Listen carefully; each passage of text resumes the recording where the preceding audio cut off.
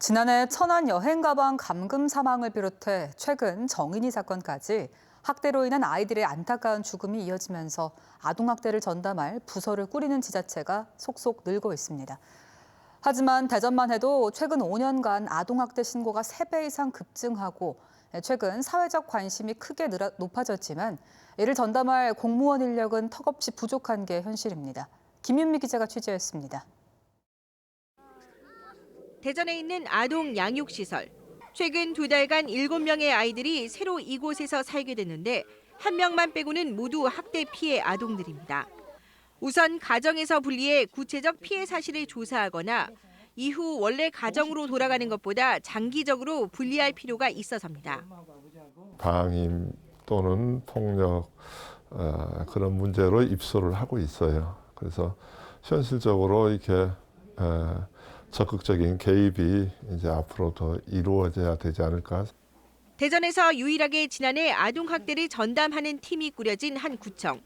경찰 등의 아동학대 신고가 접수되면 곧바로 가정이나 학교 등에 연락해 현장 방문을 통한 조사에 나서고 있습니다. 한번 가정을 방문해서 그 상황을 확인하게끔 되어 있거든요. 네, 그래서 저희가 한번 방문을 했으면 해서. 가정과의 분리가 필요하다고 판단되면 보호시설 입소를 지원하고 주기적으로 찾아가 상담과 양육 상황 점검도 도맡습니다. 지난해 천안에서 동거남의 9살 아들을 여행용 가방에 7시간 넘게 가두는 등 학대해 숨지게 한 사건에 정인이 사건까지 잇따르자 대전과 천안, 아산 등 지자체마다 아동학대 전담팀을 속속 신설하고 있습니다. 하지만 급증하는 아동학대 신고와 높아진 사회적 관심을 따라가기에는 인력과 예산 등 모든 게 역부족입니다. 실제 지난 2016년 500여 건이던 대전 지역 아동학대 신고는 지난해 1,600건을 넘어서는 등 3배 넘게 급증했습니다. 학대 신고 50건당 1명으로 산정한 정부의 최소 인원 기준에도 크게 못 미쳐 민간기관의 도움 없이는 조사가 불가능할 정도입니다.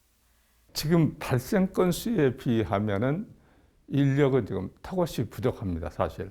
신고 조사에 임할 수 있는 이 전담 공무원들을 앞으로도 확대 배치할 계획입니다.